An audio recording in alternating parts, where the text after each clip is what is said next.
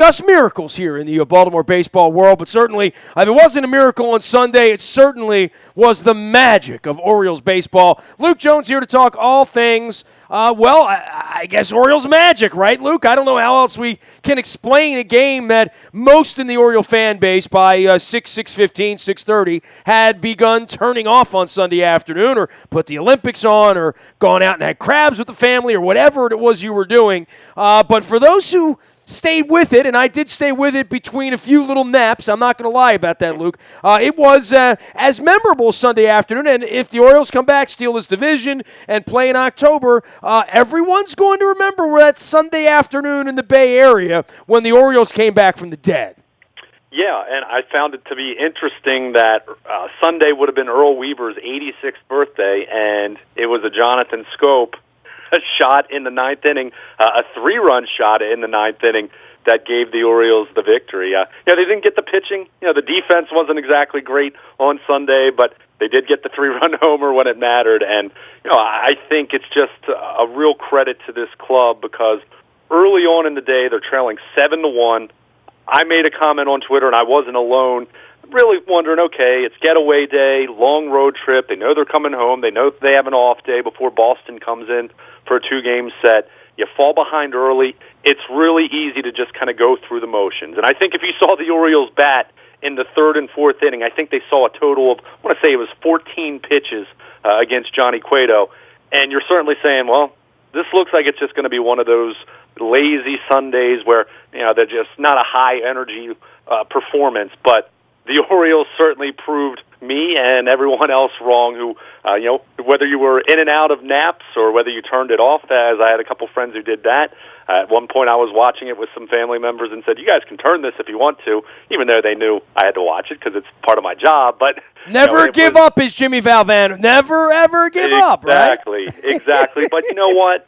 At this point with this team, really since Buck Showalter, shortly after Buck Showalter got here in Baltimore, how many times have we seen performances like this? And look, you fall behind 7-1, most of the time, you're going to lose big, and there's not going to be any drama, any interest whatsoever the rest of the way. But give this team a ton of credit. It would have been really easy to just say, you know what, it's not going our way. Starting pitcher didn't pitch all that well. Some balls dropped in, some bad fortune, but the Orioles just kept plugging away, and what do you know? They get a hanging breaking ball that Jonathan Scope, arguably the best breaking ball hitter on this team, he didn't miss it from Casilla, and he hit it a long way, and the Orioles come away with the victory, and they make it a 5-5 road trip. Sounds a lot better than 4-6. All right, let's talk about the trip in totality, right? Because, one of the things we've talked about with this team is just how putrid they've been on the road. Right. And they weren't putrid this week, right? But there were signs of putridity,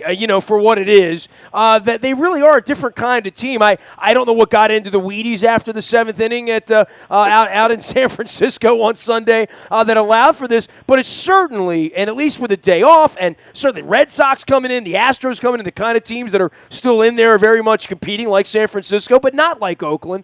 You would say that it's deodorized a little bit, right? Everything smells a little better. Now, first place still not there, but, better than a buck in a game out and coming back the wrong way and having to stew on it for 2 days, and certainly a different kind of flight back at 4-6 and 5-5. And I think, it's very rare that I buy into the Rick Dempsey, Tom Davis post-game rhetoric about it being a pick-me-up. But I know what those flights represent, and I know what they do on football trips, and certainly on a baseball trip. There aren't many 6-hour flights across the country. You only have 1 or 2 or 3 a year. And, the Orioles over the last 20 years haven't had to feel good or bad about much because they haven't been in pennant races. They certainly haven't played relevant games every single day the way they are now and the way they will be moving forward. This used to be the type of thing, Luke, where the fans would storm the castle on Tuesday and welcome back the conquering heroes. Right now, I'm not expecting 43,000 on Tuesday night for the Red Sox, but this is the kind of momentum thing that gets a city energized around the team. Well, and it should. Whether that translates to attendance Tuesday night, there are lots of other issues that we've discussed throughout the season. And shall continue to discuss. Sure, but from a morale standpoint, and look, Buck Showalter famously says momentum is as good as your next game starting pitcher. So we'll see what Yovani Gallardo has to say against the Boston Red Sox Tuesday night. But this one, I mean, it helps. It absolutely does. We talked about the aesthetics of a 5-5 road trip as opposed to 4-6. We know this team hasn't been very good on the road whatsoever. Even with Sunday's win, 27-34 away from Camden Yards, but you come away with a victory. You get a series win in San Francisco. I thought it was huge to win that game on Friday night. Dylan Bundy didn't have great stuff, but pitched well enough, and they swung the bats well against Matt Cain. And then that put them in position to say, okay, we get one against Madison Bumgarner or Johnny Cueto, and clearly they didn't do their damage against Cueto very much. It was more so the San Francisco bullpen, but they put themselves in a position where they could steal one of those last two games and win a series. So, it was good to see that. Now you come home, as you mentioned, the opponents are not going to be easy. You look over these final 45 games, I think they only play 6 or 7 games against teams with losing records the rest of the way. It's not going to be an easy chore, but at the same time, 25 of their final 45 are played at Camden Yards. This team has played the bulk of its games on the road. They have 20 more road games. They have 25 home games the rest of the way. And, even though they're playing a lot of winning teams and they're going to have to earn it, that still puts them in a very good position. And they have fewer road games than Toronto or Boston the rest of the way. So, Sunday's win is great. And, it absolutely is one of those games that you'll remember in a season, and any season worth its salt where you say it was a good season, you'll remember that game because it's the second time they were losing in the 8th and 1 in the 9th, right? Yeah. All year. So there haven't been many of these. They had a lot of these in 12, right? I mean, it was the Taylor Tea Garden. A couple years ago, it felt like every night they were pulling losses out of, turning wins out of losses. I mean, they haven't done much of that this year. Well, maybe they're won or they've lost for the most part. They haven't had these sort of miraculous things happen. Well, they've had a lot of comebacks. It hasn't been the 9th. Really, I think they've kind of feasted more so 6th, 7th, 8th inning. I think Masson flashed the graphic. I think they're 3rd in the league in comeback wins, 3rd in the majors, I want to say. I think the Texas Rangers have led in that category, considering they have a run differential that's actually -1, Texas. But, the Orioles, for the most part, you're right, in the sense that they haven't had those dramatic 9th inning comebacks like that. But this team's been resilient. I mean, they have been all year. I mean, how many times have people been panicking, ready to say, okay, well, this is when the other shoe drops. This is the team we thought they were going to be, 4th or 5th place, and they're not pitching well or they're not hitting well. And every time this team finds a way to come back and to rebound from a losing streak or to rebound in what was an ugly first 3 games in Oakland. I mean, those first 3 games, I put that right up there with the frustration level that they had in Houston when they set the major league record for strikeouts in a 3-game series. I mean, it was that 3 pull your hair out kind of losses, but they end up winning the 3 of their final 4 on the road trip, and they made the road trip look okay. I've said all year this team can play 500 ball on the road, and they haven't done that, mind you, but if they can play better on the road and just hold their own at least, they're going to put themselves in great position. And they come back home now, and a brief set with Boston, and then they'll play Houston after that, a team that is scratching, trying to stay in this race, their division race and the wild card. So it's not going to be easy, but you certainly feel a lot better about yourselves flying home, as you mentioned, that long flight with a win of this magnitude. And again, you got to carry it over. It can be very fleeting, but it was huge on Sunday, and hey, that's one more win you can add to your total as you get into mid to late September. It's kind of weird that over the last, 4 weeks, All-Star game-ish, that it feels like the pitching has been more consistent than the hitting has been. So I would say that we would have called that the longest of longest shots back in April and opening day. We're talking about the beer league softball effect and all that. But the pitching has rounded out a lot. I feel like I know what I'm going to get from these 5 guys most nights, even on a Sunday when, Miley's not all that great, or even Bundy, who we know cannot continue maybe the way he started out of the gun the first 3 starts, where he's going to the Hall of Fame if he's going to put that up every night. But I feel some level of comfort with the pitching. The hitting's been a little weirder, and, I never know when Matt Wieters is going to have 5 hits in him. Yeah. And I guess we're all waiting for the time when Chris Davis really does, stroke a 350 or 360 clip for 14 games or 2 weeks or 3 weeks or something, right?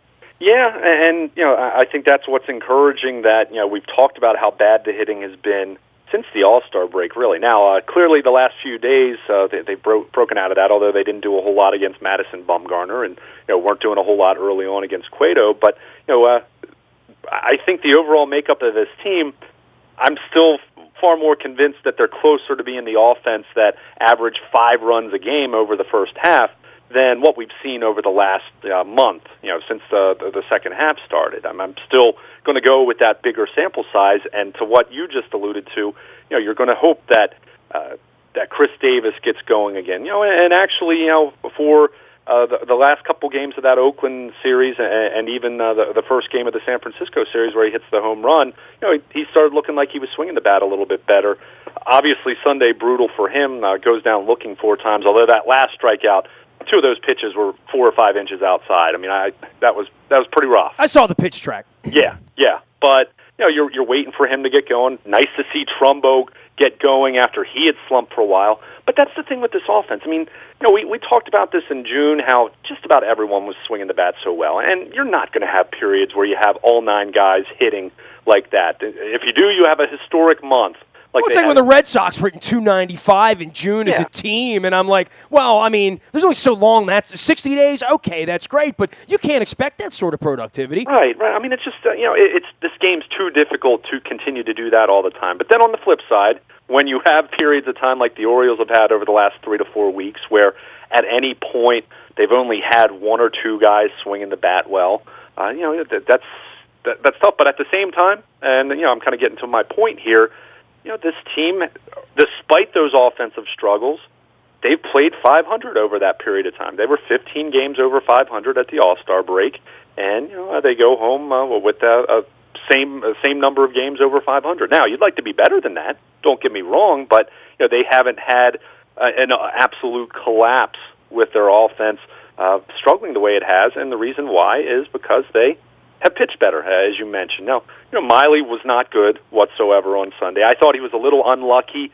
on top of not being good. They certainly squared up some balls and hit some balls hard, but they also blooped in a few as well, to the point where you just said, all right, if Johnny Cueto is going to get a couple hits off of you, it's just not your day. I mean, that's just how it felt for the first 6 innings of that one in San Francisco. Gaussman issued a career-high 6 walks on Saturday. I mean, really out of character for him to struggle with his control as much as he did. But everything about him looked off. Everything. Yeah. I mean, full disclosure, I didn't see a whole lot early on of the game, so I really didn't see him pitch. I just, I see the numbers that everyone else saw, and I know he was unhappy about not getting low strike calls that he felt Bumgarner was getting. But either way, it just clearly wasn't nearly good enough. But Friday night, Dylan Bundy did not have all that dazzling stuff that we'd seen. His velocity wasn't bad, but maybe not as electric, and certainly he didn't have the command of his curve and change the way that we've seen. But he still gave up, he went 5 2/3 innings and he gave up 1 run, and would have gone longer, but we know his pitch count isn't. Yeah, we would have taken that 4 weeks ago from him, right? Absolutely. Sure. I'll take that right now from him. That was good enough, and it was because the Orioles, they got to Matt Cain. So, but I think the offense will pick it up. We've seen them pick it up a bit here over the last 4 or 5 days. And the big question will be, can their starting pitching continue to pitch at a higher level than it did in the first half? Can it continue to pitch at a level closer to what we've seen over the last 3 or 4 weeks? I mean, this team had a stretch where they had 7 consecutive quality starts. That was only snapped on Friday night with Bundy just an out shy of 6 innings for another one. So, they pitch better. There's no doubt about that. The key will be trying to continue that, and then having your bats pick up. And I think it becomes even more important. We haven't touched on this, and I'm going to bring it up now. Darren O'Day going to the DL with a road. That's something that's worrisome. So I think it's a case where they really need their starting pitching to step it up even more now, because a little more vulnerability in the bullpen right now. Luke Jones joining us here. The Orioles taking a little time off. They'll get back after it on Tuesday night, and interesting pitching matchups here in this little 2-game set. My wife's like, Red Sox coming for 2 games? They never come for 2 games. I'm like, well, welcome to interleague play. Rodriguez and Gallardo on Tuesday night. Price and Tillman on Wednesday, which is also a beauty. And here come the Red Sox still hanging around. They're always hanging around. And, and I guess the Blue Jays there as well. We'll see plenty of them. But, really extra emphasis on these couple of games at Camden Yards. These are as big a game as the Orioles will play at Camden Yards in any regular season, I would say. Yeah, I mean these are all these division games, especially all these games at home.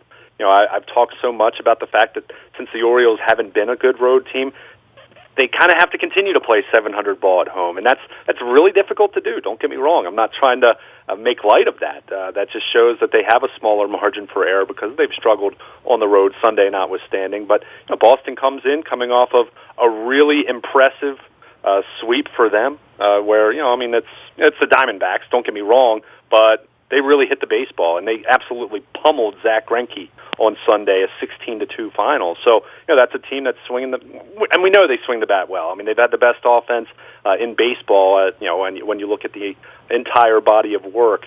But, that's a team that, from a pitching standpoint, has continued to have some question marks. I mean, you look at the David Price ERA, 4.29. That's certainly not what they signed up for when they gave him over $200 million. And Eduardo Rodriguez doesn't have great numbers for the season. Has certainly had his issues with health and not being effective. But we know the Orioles have really struggled against left-handed pitching this year. So 2 lefties, not going to be easy. You hope Steve Pearce is healthy enough to be in that lineup because they need his bat against left-handed pitching. And you hope some home cooking Orioles can build on what they were able to do over the weekend in San Fran, take 2 out of 3. A Giants team that we know has struggled a lot, but overall I still think that's a really good club despite their struggles since the All-Star break. So nice to come away with the series win, but hey, rest. I'd say no rest for the weary. They'll get a day off on Monday, but they'll be right back at it Tuesday night. Don't tell anybody it's football season around here, right? Yeah, don't get me wrong. There's plenty of. I think everyone can keep an eye on the Orioles, an eye on the Ravens, but the Ravens are still almost a month away from playing a game that really matters. I think. I'm firmly entrenched in this being baseball season. Yeah, the Orioles are going to play 25 games that matter before the Ravens play 1. Exactly. It's amazing, but it's true. Yeah, it doesn't have to be a one or the other kind of thing either. Hey, check out the preseason games, have at it. Get bored after the first quarter, and but the Orioles continue to keep us engaged. I mean, we talk about it all the time with Buck Showalter loves using that term in players staying engaged in the game, and the Orioles did a great job of that on Sunday, even if it wasn't easy for fans to remain engaged. But hey, the way they played this year, I kind of say, I say this to my friends all the time who are lesser baseball fans, let's say, they complain about it being a long season. You're missing out. This team's been frustrating at times, yes, but really fun to watch, and that resiliency once again shine through on Sunday. Yeah, if you were bought in on Sunday after 6 p.m., when they're losing 7-1, you're a pretty good fan. But beyond that, it paid off, and certainly it paid off when I got shaken by the Scope home run, and certainly Zach Britton shook us up even more in the ninth. It's never over till it's over. Birds off on Monday, back after Tuesday night. Luke Jones will be on the scene all week, doing double duty for the Ravens and the Colts, as well as the Orioles taking on the Sox and the Houston Astros. As I said earlier, Rodriguez, Gallardo, and Price and Tillman in this short series, and plenty of fun and plenty of things to talk about. Luke's going to be out on social media. Baltimore Luke is the way to follow him from Owings Mills to Camden Yards, as well as Luke at WNST.net. You can find me in the Buy a Toyota audio vault 24 hours a day from anywhere in the world on your mobile device by downloading the TuneIn Radio app. We come in crystal clear wherever you are. Listen when you want, where you want, how you want. It's not a podcast. It's WNST. In addition, our morning newspaper hits your email inbox at 7 a.m. each and every morning. That is powered up by Planet Fitness and PlanetFitness.com. Still $10 a month to get in the best shape of your life, and very, very easy to find a Planet Fitness right around the corner from you. Also, any more breaking news, any more ups and downs and Darren O'Days, it's usually bad news. Sadly, the WNST Tech Service is there for you for any breaking news. Makes you the smartest sports fan in Baltimore. It's free of charge and powered up by our friends at Coons Ford of Security Boulevard. Dennis will be here on Thursday. No one more excited about preseason football than him. You can find me anytime, anywhere by emailing me, nasty@WNST.net. I'm a very available individual for Orioles Magic and many more things. LinkedIn, Facebook, Twitter, Snapchat, Instagram, Facebook Live, and our WNS TV YouTube channel streaming live. We're full service. We are WNST.net, AM 1570, and WNST Taos in Baltimore, and we never stop talking Baltimore sports.